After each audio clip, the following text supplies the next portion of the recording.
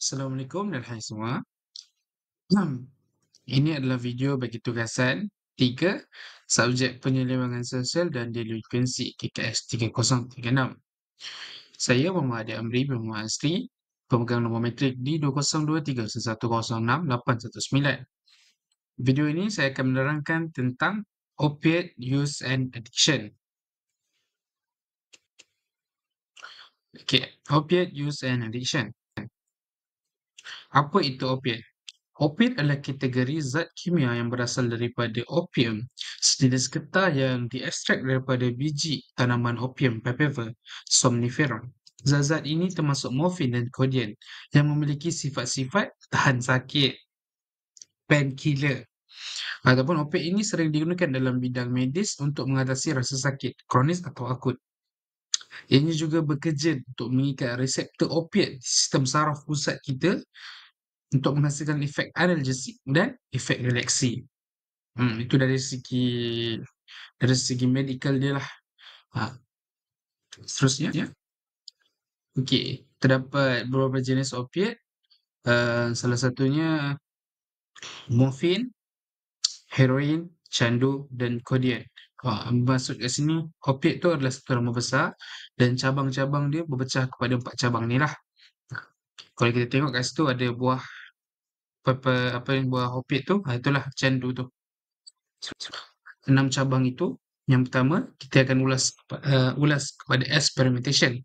Experimentation merujuk kepada bahasa Melayunya eksperimen ataupun pengenalan. Biasanya bersama-sama rakan sebaya diorang mencuba-cuba suatu perkara yang baharu, seperti mencuba-cuba dadah, mencuba heroin atau memuaskan rasa ingin tahu mereka. Kebanyakan pengguna menghentikan penggunaan opiat selepas peringkat ini, tapi ada yang meneruskan. Maksudnya uh, melalui eksperimen, maksudnya dari mencari percubaan pertama, kawan-kawan ajak, rakan-rakan sebaya, rakan sekelompok, persekitaran yang bermula daripada percubaan pertama dan pada akhirnya berakhir dengan seorang penagih. Escalations. Peningkatan corak penggunaan yang kerap berkembang dalam beberapa bulan membawa kepada penggunaan harian. Kebergantungan fizikal dan peningkatan toleransi setengah pengguna kadang-kadang meneruskan penggunaan heroin tanpa mengimbangkan kebergantungan fizikal pada mereka ini. Itu adalah contoh heroin. So, kita boleh terangkan dengan ketom lah. Escalation. Ketom. It's not the escalation. Kita kaitkan dengan ketom. So, ketom. Okay, people ni akan take ketum when dia akan kerja dengan keras, dengan gigih pada satu hari. Ketum ni akan memberikan efek yang sama, pengereda nyeri ataupun tenaga tambahan macam tu. So, okay, malam ni esok dia nak pergi jogging ataupun ada marathon ataupun ada kerja construction yang berat-berat, dia minum dulu ketum, then dia dapat energy power tu.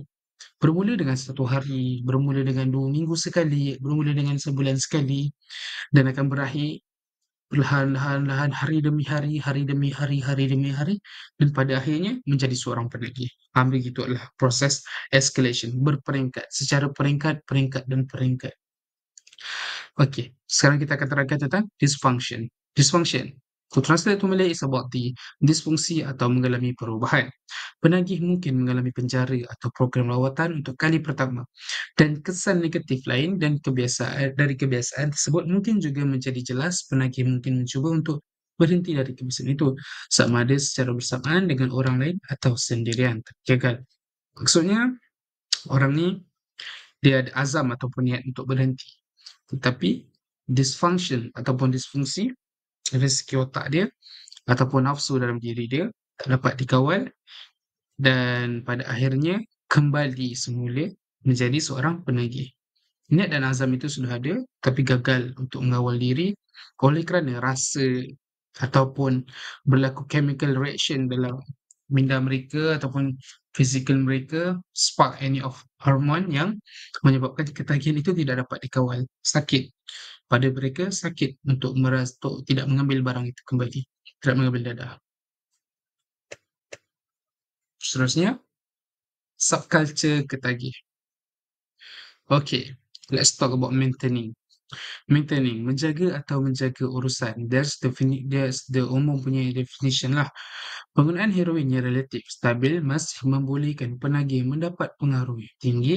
Secara psikologi, penagih mengekalkan keyakinan untuk mengekalkan tugas pekerjaan dan tanggungjawab lain.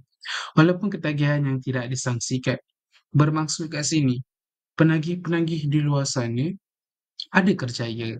Orang-orang yang menagih dadah ni ada kerjayanya.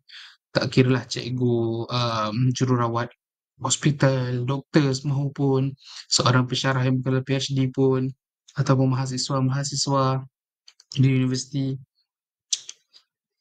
Maksudnya mereka contohlah sebagai contoh, mereka mengambil dadah tetapi mereka masih lagi nak mengekalkan pekerjaan, lifestyle, kewangan mereka, akan tetapi pada akhirnya tidak dapat disorok walaupun ketagihan yang tidak dapat disangsikan. Psikologinya mereka telah mengambil dadah. Bermaksud macam mana? Dadah pun kalau diorang sudah menjadi seorang penagih dadah, kedai dadah, pada akhirnya akan menjadi seorang yang homeless, seorang yang mempunyai masalah kewangan. Mereka cuba untuk maintain tetapi oleh kerana faktor kewangan membeli dadah itu, harga dadah itu sangat mahal dan kewangan mereka tidak mampu menampung dan pada akhirnya berakhirlah dengan muflis dan homeless, pengemis dan sebagainya. So, kita bercakap tentang recovery. Pemulihan atau keluar dari kehidupan itu.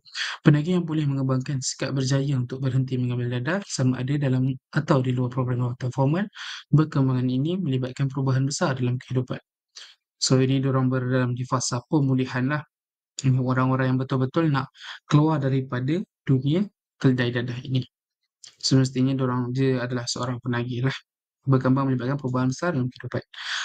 Penagih yang pulih mengembangkan sikap berjaya untuk berhenti mengambil dadah sama dalam atau di luar program rawatan formal. Maksudnya dalam fasa recovery, diorang nak berhenti, betul-betul nak berhenti, akan tetapi gagal lagi sekali dan boleh direlatekan dengan dysfunctions yang berkait dengan heroin ataupun kita punya dysfunction otak kita lah. Pada akhirnya gagal juga.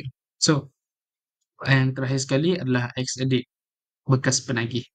Pengguna memperoleh identiti sosial baru sebagai bekas penagih. Penagih yang menjadi rawat mengambil peranan melalui kerja mereka dalam program rawatan. Maksudnya, ini adalah seorang penagih yang sudah berjaya keluar daripada dunia dadah dan menjadikan pengalaman yang buruk pada masa silam menjadikan sesuatu yang baharu untuk dikongsikan kepada masyarakat-masyarakat di luar sana, memberitahu bahawa dadah ini memang membawa padah dan banyak keburukannya kepada orang lain. So, seterusnya, kita akan fokus dekat opiat lah. Okey, menjadi pecandu opiat. Pecandu opiat ni melibatkan lebih daripada sekadar penggunaan dadah.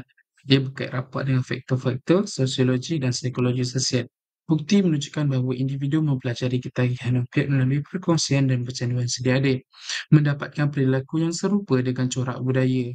Inisiasi ini sering berlaku pada usia remaja, difasilitasi oleh rakan, kenalan atau pasangan hidup dengan rasa ingin tahu atau keinginan untuk mencari keseronokan menjadi motif umum.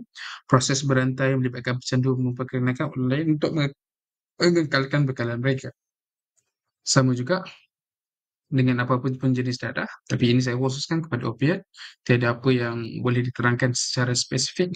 Ianya seperti perkara yang common, apapun jenis dadah pun, heroin pun, metamorfin pun, apa-apa pun, ini bermula daripada corak psikologi dan psikologi seseorang, daripada persekitaran, daripada diri dia sendiri, daripada kawan-kawan, pasangan, ahli keluarga, orang-orang yang berada di sekitar dia, daripada surrounding, environment dia, persekitaran dia akan mempengaruhi corak kehidupan seseorang.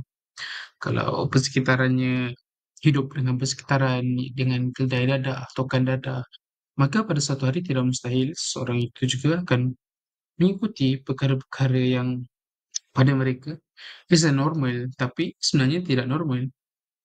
Begitulah menjadi pecandu opiat.